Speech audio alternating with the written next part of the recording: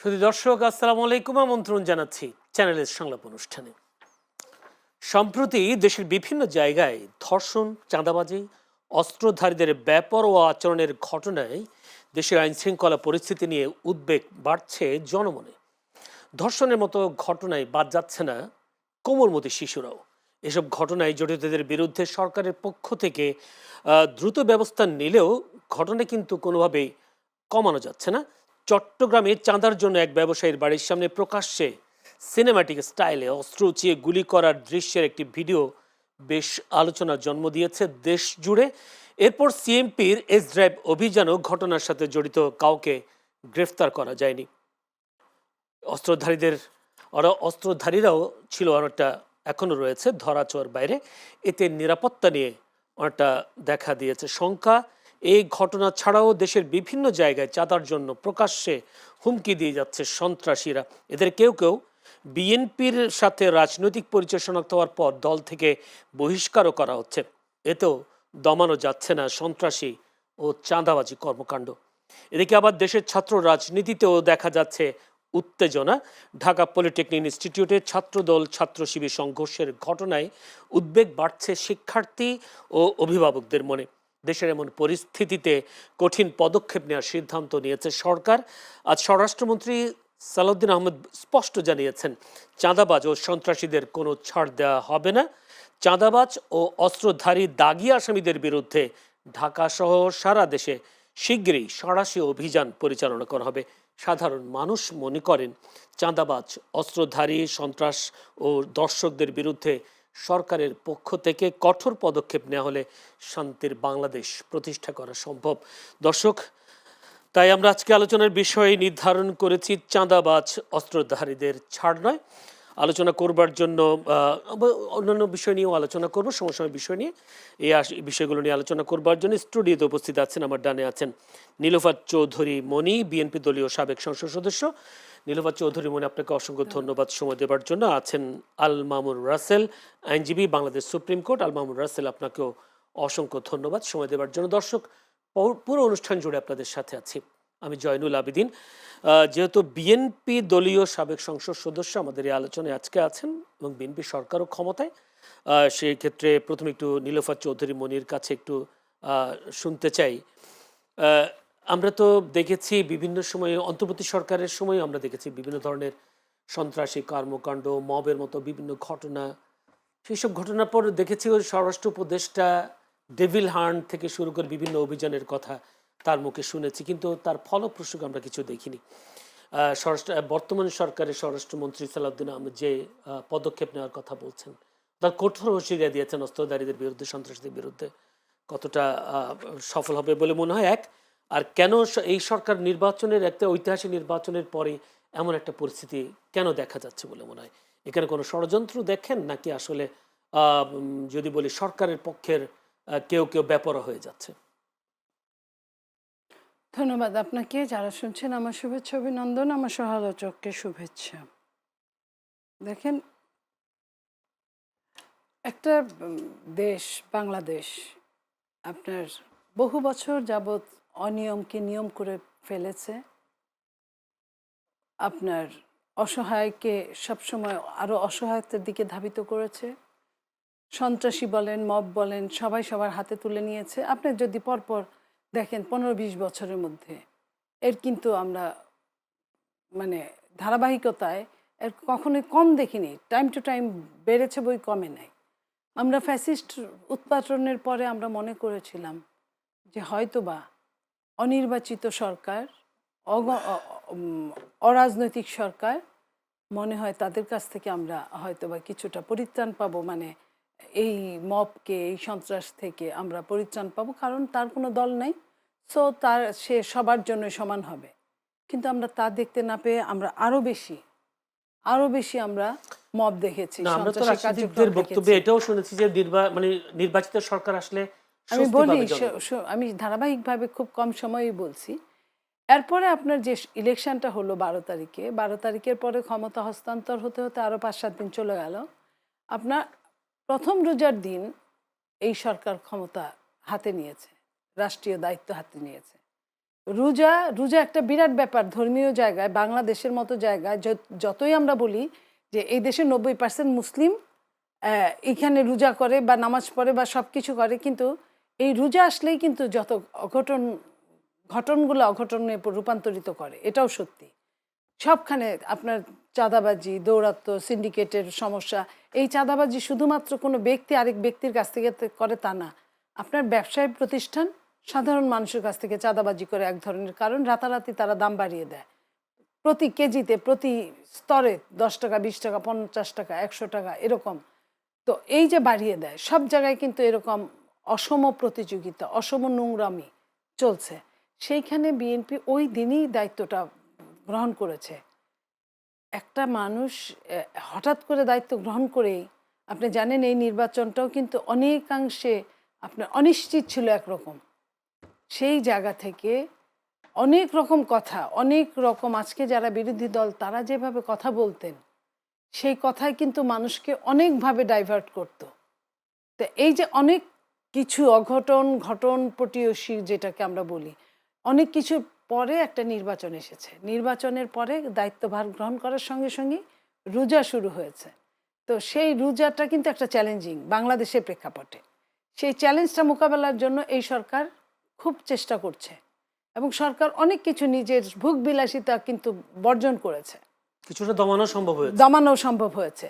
সরকার নিজে সৎ থেকে চেষ্টা করছে যে কতটুকু পারে। তো এখন একটা জায়গায় আপনি জানেন বুঝে উঠতেও একটা সময় লাগে, 10 দিন 20 দিন লাগে, আর রোজাও থাকে 1 মাস, ওই 10 দিন 20 দিনের মতোই। তা এই যে এই চ্যালেঞ্জগুলো আপনাদেরকেও একটু সহানুভূতিশীল হতে হবে, একটু ধৈর্য শক্তি থাকতে হবে। আর চাঁদার তো দৌরাত্ম্য ছিল বাংলাদেশে। আমি বলবো, আমি ফ্যাসিস্টের সময়টা বলবো, 15.5 বছর কি চাঁদা, তার পরে আমি বলবো কোনোভাবে কমে নাই, তারপরে এখন সরকার দায়িত্বভার গ্রহণ করার সাথে সাথে আমি আলাদিনের চেরাগের মতো বলতে পারি না, তবে সরকার যেভাবে আন্তরিকভাবে চেষ্টা করছে আমি তো আমার জায়গা থেকে খুশি। আমি কিন্তু বিএনপির একজন কর্মী সেই জন্য খুশি তা বলছি না, আমি কর্মকাণ্ডে আমি খুশি। এবং এটা আপনি বলতে পারেন বা আমার ছোট ভাই রাসেলও বলতে পারে যে এরকম তো বলেই থাকে অনেক সরকারি, সব সরকারি বলে, কিন্তু আমাদেরকে সেই বলে থাকার সঙ্গে সময়টা দিতে হবে যে আমরা কতটুকু সময়ে আমরা দেখাতে পারবো। এবং আপনি জানেন ইতিমধ্যে চাঁদাবাজদের অ্যারেস্ট করা হচ্ছে, যে যে যে জায়গায় জানতে পারছে অ্যারেস্ট করা হচ্ছে এবং ওপেন ডিক্লেয়ার দেওয়া হচ্ছে। এবং চাঁদাবাজদের সাথে সাথে চাঁদাবাজদের গডফাদাররাও কিন্তু সাবধান হয়ে যাচ্ছে, কারণ অনেক গডফাদারের হাতে অনেক ক্ষমতা আছে, ছিল। সেক্ষেত্রে আমি স্বরাষ্ট্রমন্ত্রী যে ঘোষণাটা দিয়েছেন, কিন্তু তিনি এর আগে আরেকটা ঘোষণা দিয়েছেন, মব কালচারের দিন শেষ বলার পরও আমরা দেখেছি অনেকগুলো মব হয়েছে। যদি বলি যে বাংলাদেশ ব্যাংকের গভর্নরকে মব করে বিদায় দেওয়ার বিষয় আসছে, মব করে রুমিন ফারহানাকে যদি বলি শহীদ মিনারে ফুল না দেওয়ার, এই বিষয়গুলো তো আপনার শহীদ মিনারে তো 2 দিনের ক্ষমতার 2-3 দিনের ঘটনা আপনি বললেন, সেইখানে কিছু বলার থাকে না। সেইখানে কিছু প্রত্যেকটা এলাকায় একটা বলয় তৈরি হয়ে আছে, সেই বলয়গুলোকে ইচ্ছে করলে একদিনেই দমন করা যায় না, হ্যাঁ চেষ্টা করা যায়। আর আপনি যে কথাটা বলেছেন ওটা বিচ্ছিন্ন ঘটনা, গভর্নরের কথা যেটা বলেছেন এটা সম্পূর্ণ রূপেই আপনার বিচ্ছিন্ন ঘটনা।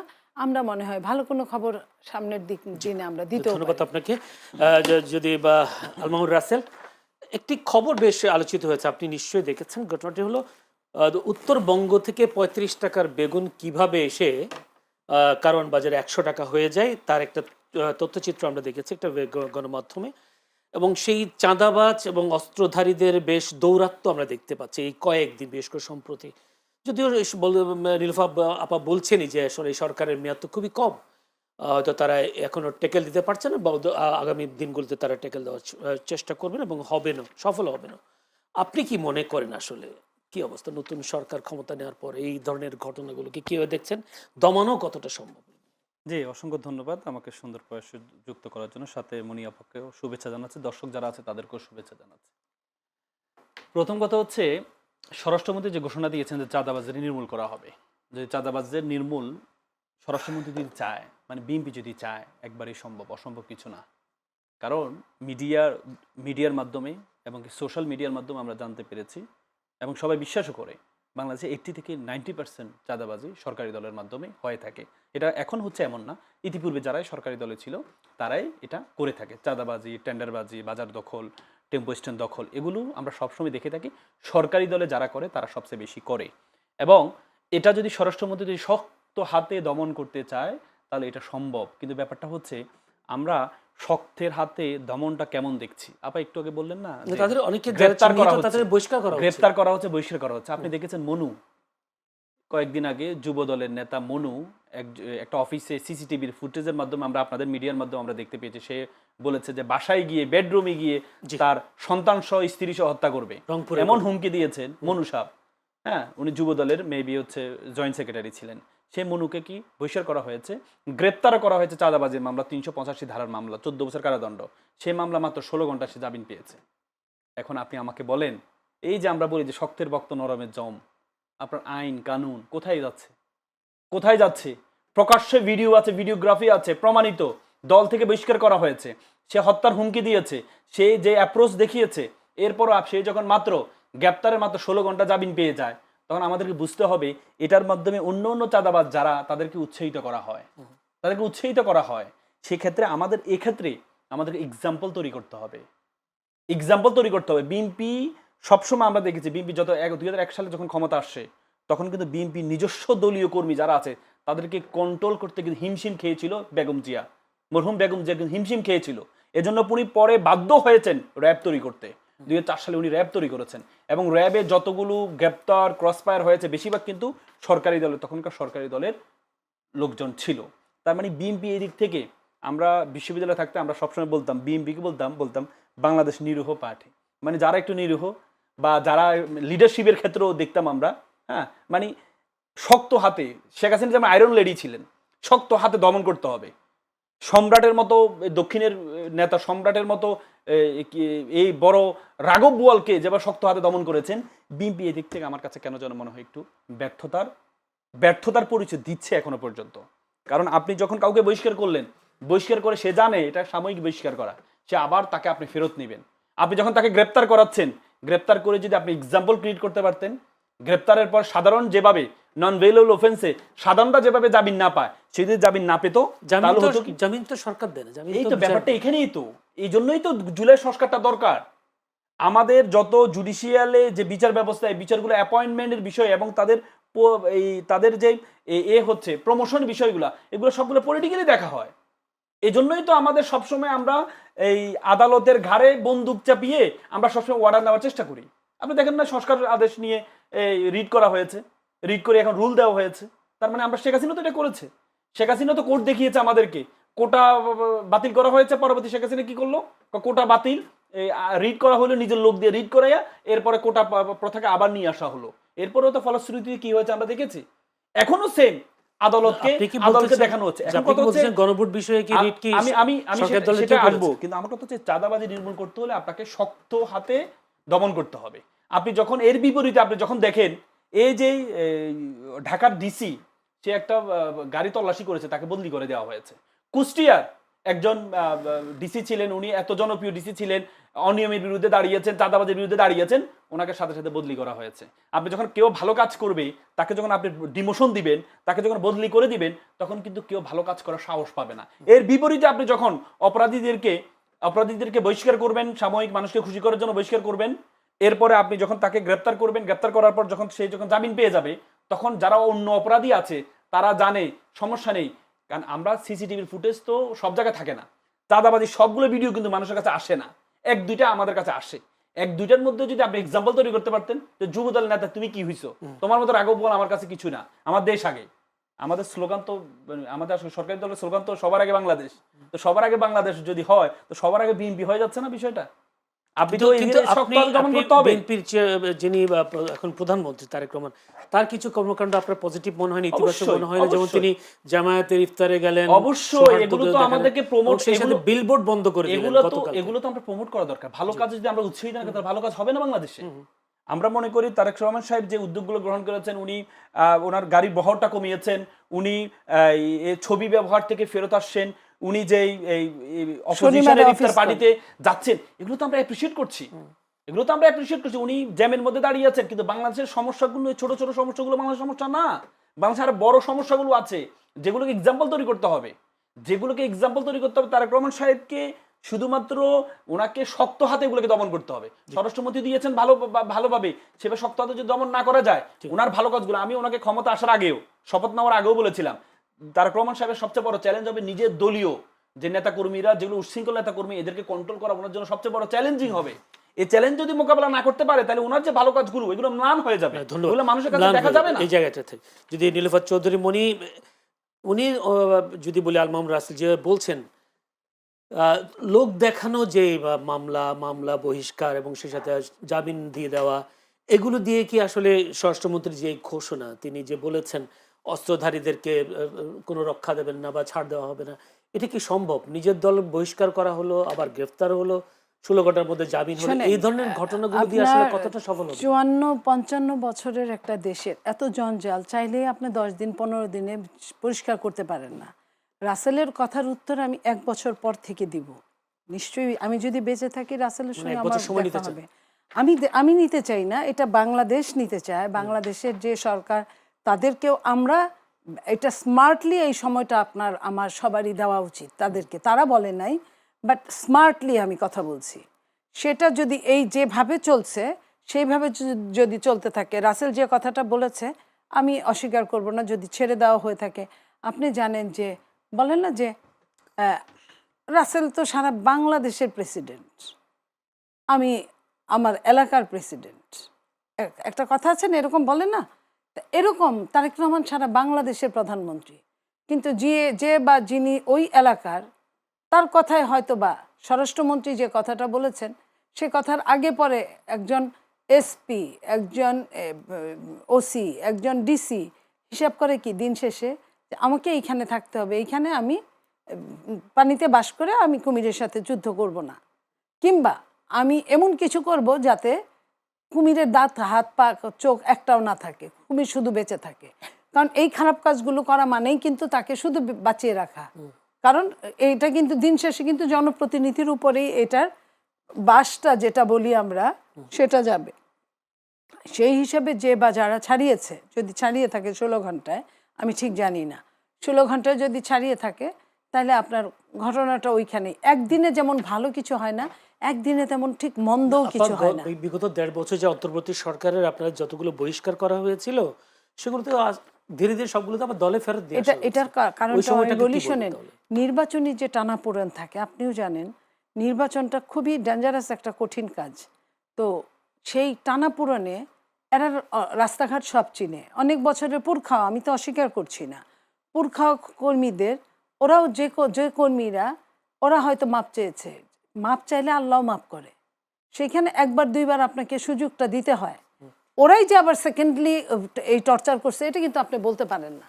তো যে কারণে ইলেকশনের সময় যে টানাপোড়েনটা থাকে কর্মীদের, এর মধ্যে আবার বিদ্রোহী প্রার্থী আছে, সেই বিদ্রোহী প্রার্থীর যাতে হাতে না যায় কর্মীটা, এতদিনের পুরানা পুরখাও আপনার কর্মী, সে যেন না যায়, এই কারণে হয়তো বা একটা প্রাইমারি তাকে আপনার সুযোগ দেওয়া হয়েছে। সেই সুযোগে তারাই যে আবার করছে, এটা কিন্তু আপনি বা আমি কেউই বলতে পারি না।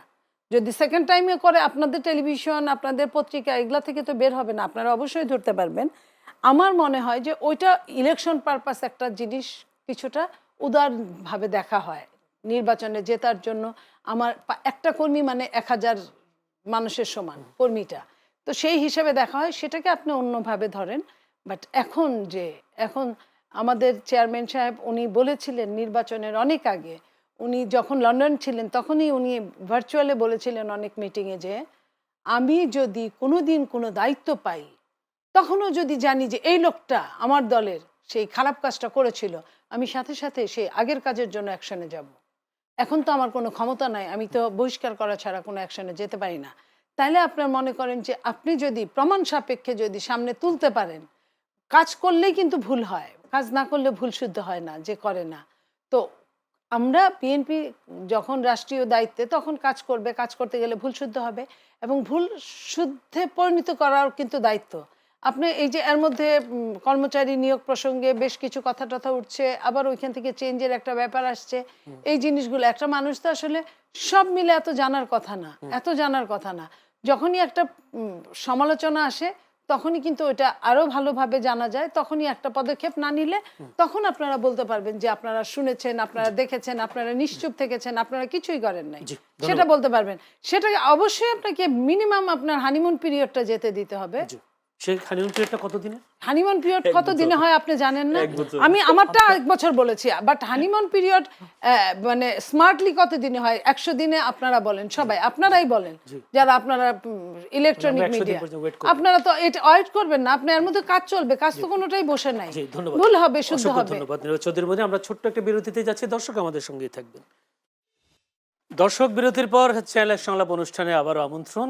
আশা করি আপনারা আমাদের সঙ্গে থাকবেন। বিরতি পর যেতে চাই আল মামুন রাসেলের কাছে। আল মামুন রাসেল, জামায়াত নিয়ে, জামায়াতের স্ট্যান্ড নিয়ে বিভিন্ন ধরনের কথাবার্তা হয়।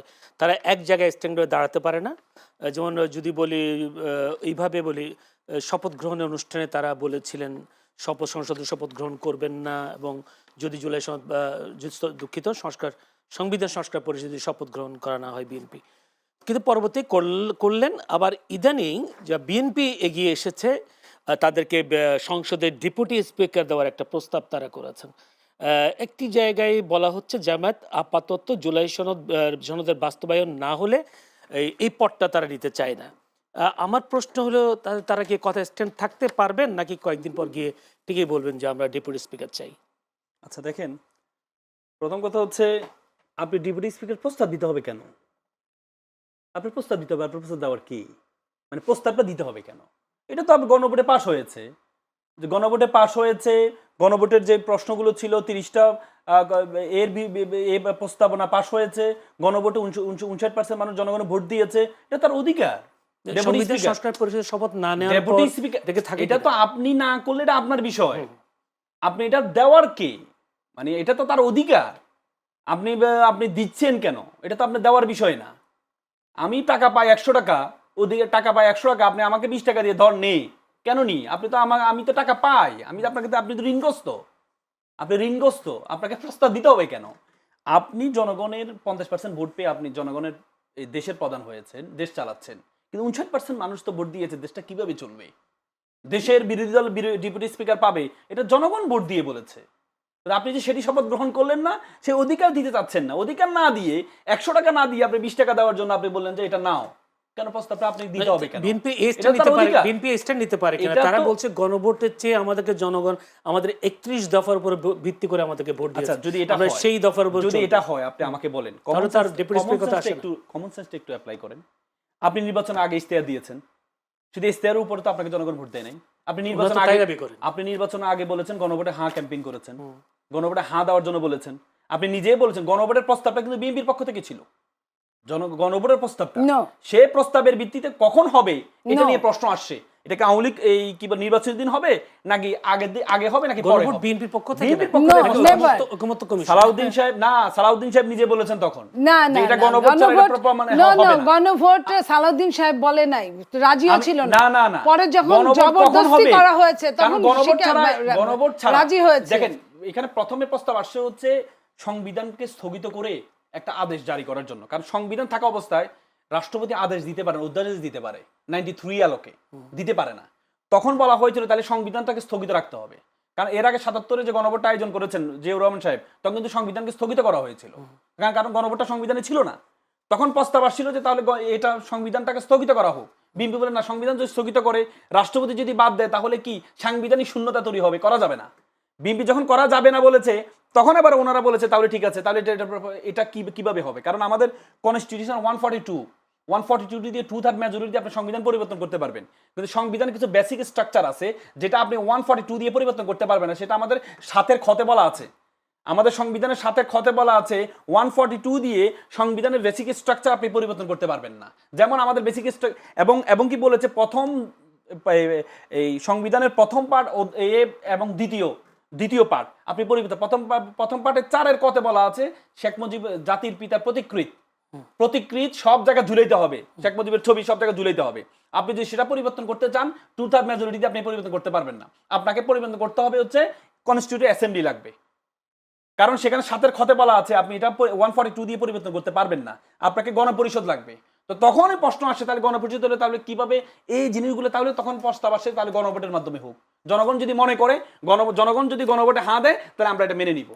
এটা তো আপনি জনগণকে সংশোধিত। খুশি করার জন্য বললেন, আপনি তো হাঁ ক্যাম্পেইন করলেন। আপনি যদি হাঁ ক্যাম্পেইন না করতেন তখন থেকে বলতেন তারেক রহমান সাহেব প্রধানমন্ত্রী বর্তমানে, উনি যদি বলতেন আমরা হাঁ মানি না, আমরা গণভোট মানি না, যারা ভোট দেওয়ার দেখ। আমি মনে করি 59% যে ভোট পেয়েছে তার মধ্যে অর্ধেকের বেশি ভোট হচ্ছে বিএনপির ভোট, যারা হায় ভোট দিয়েছে। তার মানে জনগণ আপনাকে তো হাঁ দেখে ভোট দিয়েছে। তো সুতরাং আপনি জনগণ একটা মানবেন, এটাকে চেরি পিকিং এর মতো। আমার ইংরেজিতে একটা কথা আছে চেরি পিকিং, মানে আপনার যে জিনিসটা ভালো লাগবে আপনি সেটা নিবেন, আর যে জিনিসটা ভালো লাগবে না সেটা নিবেন না। আপনার জিনিসটা ভালো লেগেছে যতটুকু, এ সরকার যে সরকারকে বলি আমরা বলি যে সাংবিধানিক সরকার না, অনেকে বলে, এবং এই সরকার 2টা নির্বাচন আয়োজন করেছে। একটা নির্বাচন হচ্ছে জাতীয় নির্বাচন, আর আরেকটা নির্বাচন হচ্ছে গণভোট। তাহলে আপনি একটাকে গ্রহণ করলেন চেরি পিকিং এর মতো, আর আরেকটাকে আপনি বাদ দিয়ে দিচ্ছেন। আপনি তো মাত্র 50% জনগণের পেয়েছেন, ওই হিসেবে কিন্তু আপনি তো 59% বিএনপির জনগণের প্রশ্ন পারেন না। এই জায়গায় সংসদ যেহেতু সার্বভৌম, সেক্ষেত্রে তারা বলছে সংসদে গিয়ে এই জিনিসটা পাস হোক। সংসদে দিয়ে আপনি কি পাস করবেন? যে আপনি যদি সংসদে গণভোটের গিয়ে বিষয়টা। কি পাস করবেন? আপনার তো অর্ডার আছে, আপনাকে যখন শপথ নেওয়া হয়েছে তখন 2টা চিঠি দেওয়া হয়েছে, একটা হচ্ছে গণপরিষদের চিঠি, আর আরেকটা হচ্ছে আপনাকে এর চিঠি, 2টা চিঠি দেওয়া হয়েছে। আপনি তো একটি গ্রহণ করলেন না। আর সংসদ তো পারবে না এই পরিবর্তন করতে। আপনি যেমন মূলনীতি পরিবর্তন করতে চান, একবার আপনার এরশাদের আমলে আপনি দেখেছেন আমাদের যে হাইকোর্ট আছে, হাইকোর্টকে বিভিন্ন বিভাগে নেওয়ার চেষ্টা করেছিলেন। উনি চেষ্টা করেছিলেন, সংবিধানের মাধ্যমে চেষ্টা করেছিলেন। তখন অ্যাপ্লাই ডিভিশন আদেশ দিয়েছে যে আমাদের দেশ যেহেতু হচ্ছে আপনার প্রাদেশিক দেশ না, তো সুতরাং এটা সংবিধানের বেসিক স্ট্রাকচারের বিপরীত।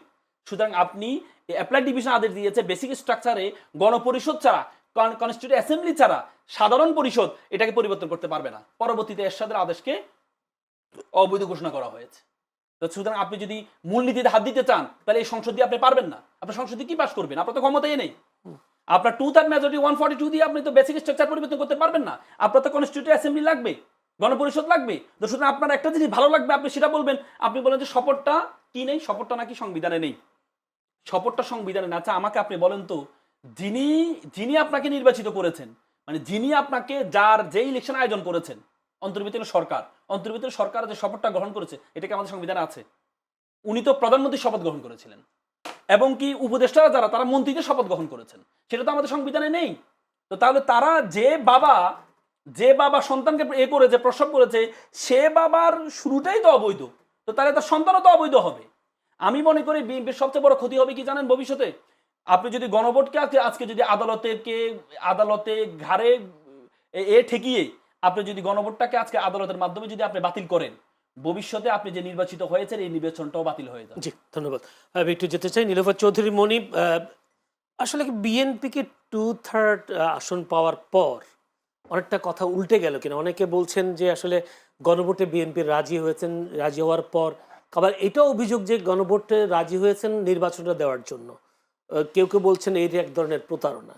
আপনি কি বলবেন? আপনার আরেকটা প্রশ্ন হচ্ছে, বিএনপি অন্তর্বর্তী সরকারের সময় নির্বাচন গণভোটের বিষয়ে বিএনপির বিরুদ্ধে অভিযোগ ছিল বিএনপি জুলাই সনদ মানবে না, বাস্তবায়ন করতে চাইবে না, এরকম অভিযোগগুলো ছিল। আসলে কি সামনে বিএনপি জুলাই সনদ বাস্তবায়ন করবে? দেখেন, অনেকগুলো কথা শুনলাম। একটা ডিগ্রি থাকলে অনেক রকম কথা বলা যায়, কিন্তু সংবিধান তো ওই কথা বলে না। সংবিধানের বাইরে যাওয়ার আমাদের কোনো উপায় নেই, কারোরই কোনো উপায় নেই। এটা কি নির্বাচন আগে বুঝে নেই? আমরা বিএনপি অনেকবার বলেছে যে এই গণভোট কোনোভাবেই সম্ভব না, ঠিক না। তখন তারা বলছে যে আপনার ওইখানের যে চিফ ছিল কি বিদেশি আমেরিকান আলী রিয়াজ সাহেব, উনি একচেটিয়া যা ইচ্ছা তাই করেছে। বিএনপির সামনে একটাই কাজ ছিল, সেটা নির্বাচন, যে কোনোভাবে নির্বাচনকে হতে হবে, নইলে দেশটা থাকবে না। এটা যে কোনো পুরখা বাংলাদেশের মানুষ বুঝেছিল। তো বিএনপি এই জন্য প্রত্যেকটা ব্যাপারে বিএনপি এমবার্গো দিয়েছে, প্রতিটা ব্যাপারে। প্রথমে যখন গণভোটের কথা আসলো, বিএনপি আপনি খেয়াল করেন, খালি রাসেল বললে হবে না, আপনি খেয়াল করেন বিএনপি এমবার্গো দিয়েছে। তারা বলছে যে তারা আন্দোলন করবে, তারা নির্বাচন চায় না, গণভোট ছাড়া তারা নির্বাচন চায় না। জামাত স্ট্রেট বলেছে, সঙ্গে এনসিপিকে নিয়ে, তার মানে সরকার এনসিপিকে নিয়ে জামাত বলা মানে সরকারের মদত সহ বলেছে বিএনপি শেষে যখন দেখেছে গণভোট হইলেও কি না হইলেও কি, আপনি আমার কথা শুনলেন না, আমি বললাম গণভোট, বিএনপি বললো যে যদি হয় তাহলে একদিনই হতে হবে। কেন হতে হবে? যে একটা তো আমি জানতেই আছি এটা কোনো আমার আইনের মধ্যেই নাই, সংবিধানেই নাই এখন গণভোট। এই গণভোট দিতে যাওয়ার আগে আরেকটা গণভোট দেওয়া দরকার, যে গণভোটটা হবে কি হবে না। রাষ্ট্রপতি এই অধ্যাদেশ দিতে পারে না। তো ৭২-এর সংবিধান, যে সংবিধান আছে তার মধ্যেই এটা নাই। এখন ওই ৩টা পর্যন্ত গণভোট হয়ে গেছে, তারপরে নাই, এটা শেষ করে দিছে। তাইলে আপনার গণভোটটা যেটা নাই সেটা হইলেই কি না হইলে কি? বিএনপির কথা হইলো আমার নির্বাচন দিয়ে কথা, বেশ বিএনপি শেষে বললো একদিনে হতে হবে। জামাত আবার আন্দোলনের ভয় দেখাইলো, আন্দোলনে মাঠে নামলো, তারেক রহমানরে গালাগালি করলো, বিএনপিরে গালাগালি করলো, বিএনপি ওই জায়গা থেকে সরলো না। এতে কি হলো দেখেন, জুলাই সনদ নামে যেটা করলো, বিএনপির অনেকগুলো নোট অফ ডিসেন্ট ছিল, আপনারা জানেন, নোট অফ ডিসেন্ট সহ বিএনপি সিগনেচার করেছিল জুলাই সনদে। কিন্তু প্রধান উপদেষ্টা যখন এটা প্রকাশ করলেন তখন কিন্তু এম্বার্গোগুলো একটাও ছিল না, নোট অফ ডিসেন্টগুলো ছিল না। বিএনপি কিন্তু প্রতিবাদ করলো। বিএনপি প্রতিবাদ করার পরে তারা কিন্তু কেউ, না প্রধান উপদেষ্টা না জামাত, তাদেরও কিন্তু 4টা কিন্তু কারোরই মানা সম্ভব না। কিন্তু তারা মনে করলো যেহেতু সরকার জামাতের পক্ষে, সরকার এনসিপির পক্ষে, তারা মনে করলো যে হ্যাঁ এটা আমরা মেনে নিতে পারি। তারা সরকারের সঙ্গে কথা বললো না, সরকার একচেটিয়া এটা নিয়ে করলো, বিএনপি এইদিকে মাথা ঘামালো না। বিএনপি নির্বাচনের দিকে শোনেন, আমি বলি, আমি আপনার কথা, আপনি যেটা বলবেন আমি ধারাবাহিক আসছি। বিএনপি শেষ করে দিল, ঠিক আছে ইলেকশন হোক। বিএনপি কিন্তু তার এম্বার্গো কিন্তু বলে দিল প্রধান উপদেষ্টাকে যে আমরা এইটাই সিগনেচার করি নাই, সো এটা নিয়ে আবার ক্যাচাল হবে, এটা কিন্তু বলে দিল। তারপরে যখন এটাই থাকলো বলবৎ, তখন বিএনপি কি করলো? বিএনপি বলল যে বিএনপি ভোট, এই ভোটের পক্ষে হা ভোট দেওয়ার কথা না ভোট দেওয়ার কথা কিছুই বলে না। তখন সমান ওই পক্ষ থেকে আসা শুরু করলো বিএনপি না ভোটের পক্ষে কাজ করছে, বিএনপির অমুক জেলায় অমুক থানায় না ভোটের পক্ষে বলছে। এখন যে কোনো একটা মানুষ তার মতামত ব্যক্ত করতেই পারে একটা দেশে, স্বাধীন দেশে। সেইখানে বিএনপির প্রথমে নির্বাচনী চিফ কোঅর্ডিনেটর নজরুল ইসলাম খান সাহেব বললেন, সেটাকে তারা মানলো না। তারপরে মহাসচিব বললেন, সেটাও মানলো না। তারপরে যখন খোদ চেয়ারম্যান বললেন একটা সভায়, তখন বললেন উনি ভয় পাইছে তাই বলছে। উনি বলছে ঠিকই, কিন্তু ওনারা কাজ করে না। আজকে যেভাবে ওই আপনি বলবেন দেখে আমি এটা বললাম, এই কথাটাই আমি যে ওই জায়গায় যে গণভোট আমি মানি না, যদি বলি এমবার্গো ছিল সে কারণে আমি মানি না, তারপরও রাজি হয়ে আবার গণভোটে হার কথাও বলল। এইখানে আমি বলি, এইখানটা বলি যে জিনিসটা আপনার একটা ডিম আপনি মুরগিতে তা দেওয়ার জন্য বসাইছেন, যে ডিমটা কাঞ্জা হইছে, এটার আপনি যত দিন 30 দিন বসায় রাখেন আর 60 দিন বসায় রাখেন, ওই ডিমের বাচ্চা ফুটবে না। এটাই কনফার্ম। বিএনপি জানে যে 2/3 মেজরিটি থাকলে এই ডিমে বাচ্চা ফুটবে না। আর যদি 2/3-এর নিচে হয় তাহলে জবরদস্তি করে তারা নিবে ঠিক, কিন্তু আইনকে তারা মানবে না। তো এই যে আইনকে মানবে না, জবরদস্তি করে নিবে। এখন বিএনপি 2/3 মেজরিটি, তার আগে আমি বলি, তার আগে বলা হয়েছে না যে সংসদ যেটা ফাইনাল করবে, সংসদ ফাইনাল করবে। তাহলে সংসদ যদি ফাইনাল করে, এবং ওইখানে আলী রিয়াজ আরেকটা প্যাচ কি দিয়েছে যে 180 দিনের মধ্যে যদি না করা হয় অটোমেটিক হয়ে যাবে। অটোমেটিক এটা কি মামার বাড়ির আবদার যে চাওয়ার সঙ্গে সঙ্গে পাওয়া যাবে? আপনার সংবিধান যে কথা বলবে, সংবিধানের বাইরে কথা বলা কারো কোনো এখতিয়ার নাই। আপনার গত সরকার ইন্টারিম গভর্নমেন্ট, সেও কিন্তু সংবিধান মান্য করেই আসছে, যে কারণে রাষ্ট্রপতিকে উৎখাত করতে পারে নাই তারা। ওই রাষ্ট্রপতির হাত দিয়ে কিন্তু তারা শপথ নিয়েছে। তো সেইখানে আমি বলছি সংবিধান মাইনে যদি কাজ করা হয়, এখনো যদি সংবিধান মেনে কাজ করা হয়, 2/3 মেজরিটি ওইখানে মাস্ট। 2/3 মেজরিটি হা জয়যুক্ত না হলে এই আইন পাশ হবে না। এখন হা জয়যুক্ত হওয়ার জন্য যা যা করার, সেটা যদি বিরোধী দল, আমি সম্মানের সাথে বলছি, যদি বিরোধী দল করতে পারে, এর মধ্যে যেটা এইখানে যে এই যে ডেপুটি স্পিকার, এইখানে এটা বিএনপির বদান্যতা। এখনো তো পাশই হয় নাই। আপনার পাশ হওয়ার পরে না আপনার বাধ্যবাধকতা থাকবে, আপনি জোর করে বললে তো হলো না, আপনি জোর করে শপথ নিলে তো হলো না। ব্যারিস্টার তানিয়া আমির কি বলছে, আমি যদি একজন লয়ার হিসেবে বলি, ব্যারিস্টার তানিয়া আমির বলছে যে একদিনে 2টা শপথ নিতে পারে না, তাহলে আগে শপথটা ভঙ্গ হয়ে যায়। স্বাধীন মালিকও তাই বলেছেন। তাহলে আপনি আগুন নিয়ে খেলতে পারেন, আমি তো আগুন নিয়ে খেলতে পারি না। ওই যে ব্যারিস্টার রুমিন ফারহানা, ও তো স্বতন্ত্র নির্বাচন করেছে। নর্মাল নিয়মে কি করা উচিত ছিল? রুমিনের শপথ নেওয়ার কথা ছিল। রুমিন কেন নেয় নাই? কারণ রুমিন আইনের লোক, রুমিন বুঝেছে যে এই শপথ নেওয়া যাবে না। বিএনপির লোক না। এখন আপনি এটা বললেন না, বরং একজন বন্ধু যখন শত্রু হয়, এর মতো শত্রু আর কেউ হয় না। বিএনপির ও নিজের লোক ছিল বিএনপির, কিন্তু এখন বিএনপি যখন বহিষ্কার করেছে, সে যখন অন্য চিন্তা ভাবনা করছে, সে যখন পাশ করেছে, তখন আর সে বিএনপি পারলে বিএনপির পাশটা বদনাম অনেক করবে, কথা বলছেন, সুনাম করবে না। আপনার কি স্বরাষ্ট্রমন্ত্রী, বর্তমান স্বরাষ্ট্রমন্ত্রী যখন সালাউদ্দিন আহমেদ ছিলেন, তখন তার একটা বক্তব্য নিশ্চয়ই আপনিও শুনেছেন, যে একই দিনে যদি শপথ হয়, গণভোট হয়, আমরা একই দিনে দুইটা শপথে সই করব, সমস্যা তো নাই, এই কথাও তো তিনি বলেছিলেন। উনি আমি বলি উনি কি বলেছিলেন ভোটের আগে, আমি সেটা বলছি না, আমি আপনার আইনের মারপ্যাচ গুলোর কথা বললাম। না, আমার প্রশ্ন যে যে এইখানে আইনের মারপ্যাচটা কি নির্বাচনের পরে বুঝলেন? না না, আগেই বলছে, আগেই সবকিছু বলছে, এটাও তো বলছে। একটু যেতে চাই আলমাম রাসেল, আপনার কাছে একটি প্রশ্ন, আমি এটা একটু বলি। না আমি শেষ করে প্রশ্নটা করে ফেলি, আমার কাছে খুবই কম সময়, যদি ভাবে বলি, আপনিও নিশ্চয়ই খবরটা পেয়েছেন, গার্ডিয়ান একটা নিউজ হয়েছে, আওয়ামী লীগ ফেরার মানে একটা চক্ষুষছে আওয়ামী লীগ ফেরার জন্য। আমরা দেখলাম নির্বাচনের পর আওয়ামী লীগের বিভিন্ন অফিস আদালত, অফিস কার্যালয়গুলো খুললো, তাদের জাতীয় পতাকা তোলা হলো, এবং কেউ কেউ আবার আজকে চিফ প্রসিকিউটর তিনি বলছেন, বিচারের জন্য বলেছেন তিনি শেখ হাসিনাকে ফেরাতে পারবেন বা ফেরাতে চেষ্টা করছে সরকার।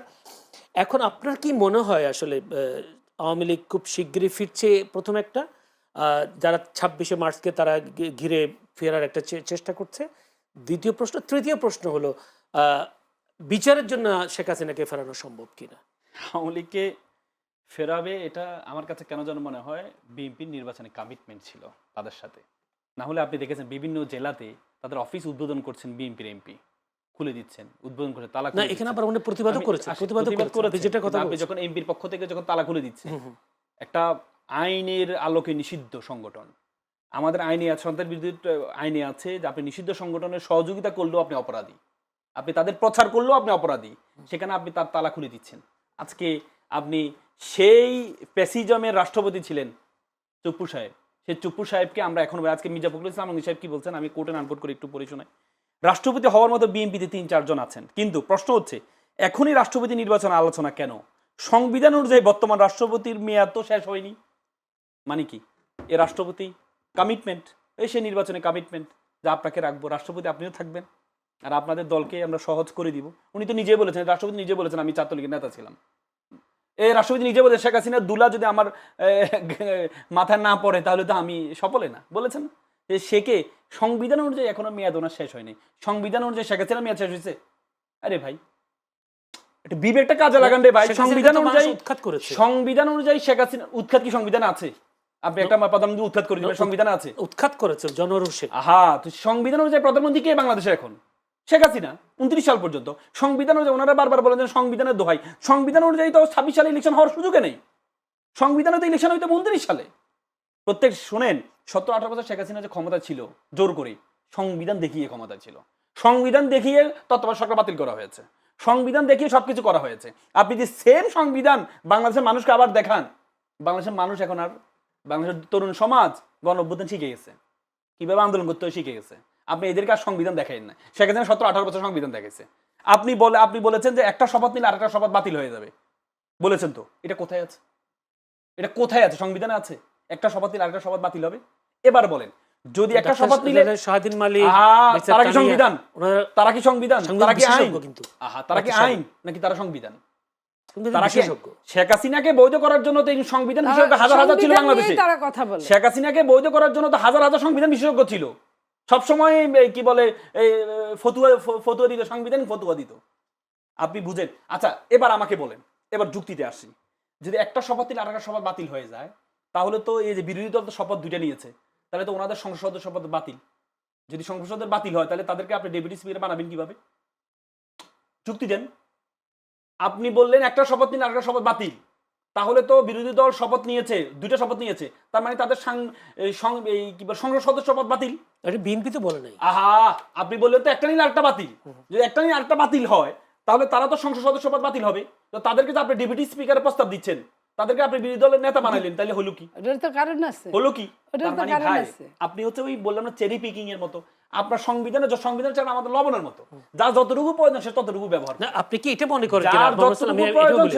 এটা বলি, যদি আওয়ামী লীগের রাষ্ট্রপতি, বিএনপি সরকার এবং ডেপুটি স্পিকার জামায়াতের একটা সম্মিলিত সরকার হচ্ছে, জাতীয় সরকার, জাতীয় সরকার তারেক রহমান যেটা বলেছেন, জাতীয় সরকার আপনি শুধু রাষ্ট্রপতি বানাইলে তো হবে না, আপনি যেমন হচ্ছে আপনি প্রধানমন্ত্রী তাহলে তো বানালেন, আমাদের ভবিষ্যৎ আপনি ভালো। আপনি প্রধানমন্ত্রী বানেন, প্রধানমন্ত্রীর ম্যান পাওয়ার আছে। বিরোধী দল নেতা বানেন, তার ম্যান পাওয়ার আছে। তো রাষ্ট্রপতি ম্যান পাওয়ার কই? তো তাদেরকে নিয়ে আসেন। রাষ্ট্রপতি ম্যান পাওয়ারও লাগবে তো। আপনি ৩টা না, আপনি জাতীয় সরকার করবেন ৩ ধাপ, রাষ্ট্রপতি ১ ধাপ, প্রধানমন্ত্রী ১ ধাপ, বিরোধী দল ১ ধাপ। তো তাদের ম্যান পাওয়ার চেইন কই? তার মানে আওয়ামী লীগের চেইনটাকে নিয়ে আসেন, তাহলে তো সুযোগ করে দেন। আইনের মাধ্যমে তো আপনার করেছে, আপনার তো আইন তো আপনার হাতে, সুযোগ আছে। আপনি যে দেখেছেন রিট করেছে, ২টা রিট হয়েছে, এই গণভোট বাতিল এবং সংস্কার আদেশটা বাতিল করা, সংবিধান সংস্কার সেই করেছে। রিটটা শুনানি করেছে কে জানেন? সেই রুটটা শুনানি করেছেন গাজী সজল সাহেব। উনি হচ্ছে নির্বাহী সদস্য বিএনপির, এ সদস্য, কি বলে, জাতীয় কেন্দ্রীয় কমিটির সদস্য। তারপরে তহিদ সাহেব, উনি হচ্ছে বিএনপির যে জাতীয়তাবাদী আইনজীবী ফোরাম, সেই আইনজীবী ফোরামের যুগ্ম মহাসচিব, উনি শুনানি করেছেন। ভাই, আমরা তো এর আগে আদালতের মাধ্যমে অনেক কিছু দেখেছি। শেখ হাসিনা তো আদালতের মাধ্যমে সবকিছু করতে চাইছিল। আপনি আদালতের মাধ্যমে যখন করতে যাইবেন, তখন এটা জনগণের বিপরীতে চলে যাবেন। জি, আপনাদেরকে আমাদের ইতিহাসের সবচেয়ে বড় শিক্ষা হচ্ছে কি জানেন? ইতিহাস থেকে শিক্ষা নেয় না। আমরা যখন ক্ষমতা থাকি আমরা মনে করি আমার সব ঠিক, কিং কান ডো রং, কোনো ভুল করে না কি। জি, কিন্তু এটা বুঝতে হবে, জনগণের পালস বুঝতে হবে। যদি জনগণের পালস না বুঝেন, তাহলে কিন্তু আপনার জন্য আমরা সমালোচনা কেন করছি? যাতে আপনি ঠিক পথে থাকেন। আমরা চাই আপনি ক্ষমতা কন্টিনিউ করুন। আমরা চাই তারেক রহমান সাহেব এমন একটা ব্যক্তি, যে ব্যক্তির যে এমন একটা পরিবারকে ওন করে, ছোট করে বলতে যে হবে। পরিবারের প্রধান ছিল রাষ্ট্রপতি, বাবা মা দুজনে প্রধানমন্ত্রী ছিলেন, রাষ্ট্রপতি ছিলেন। একজন রাষ্ট্রপতি, বাবা রাষ্ট্রপতি ছিলেন, মা প্রধানমন্ত্রী ছিলেন। এমন ব্যক্তি কিন্তু বাংলাদেশে আর কেউ নেই। আমি চাই উনি কন্টিনিউ করুক, আমরা চাই। কিন্তু ব্যাপারটা হচ্ছে আপনি এই জায়গাগুলো যদি ঠিক না করেন, তাহলে তো আপনার জন্য আপনার কবরের গর্ত, মানে খোঁড়া আপনি নিজে খুঁড়বেন। ধন্যবাদ। আমার কাছে সময় নেই একদম। দর্শক, আমরা এতক্ষণ আলোচনায় ছিলাম, আজকের যে বিষয়টা ছিল চাঁদাবাজ অস্ত্রধারীদের কোনো ছাড় নয়, এই বিষয়টা নিয়ে আলোচনা হয়েছে, আর সমসাময়িক বিষয় নিয়ে আলোচনা হয়েছে। আলোচনায় যারা প্রাণবন্ত আলোচনা করেছেন, আমাদের সাথে ছিলেন নীলোফার চৌধুরী মনি, বিএনপি দলীয় সাবেক সংসদ সদস্য, ছিলেন আল মামুন রাসেল, আইনজীবী, বাংলাদেশ সুপ্রিম কোর্ট। দুজনকে অসংখ্য ধন্যবাদ আজকে অনুষ্ঠানে সময় দেওয়ার জন্য। দর্শক, আপনারা আমাদের এই অনুষ্ঠানে এতক্ষণ ধৈর্য ধরে যুক্ত থাকবার জন্য আপনাদেরও প্রাণঢালা অভিনন্দন, শুভেচ্ছা জানিয়ে আজকের মতো এখানে শেষ করতে চাই। আগামীকাল একই সময়ে চ্যানেলের সংলাপ অনুষ্ঠান দেখার আমন্ত্রণ জানিয়ে আজকের মতো বিদায় নিচ্ছি। ভালো থাকবেন সবাই।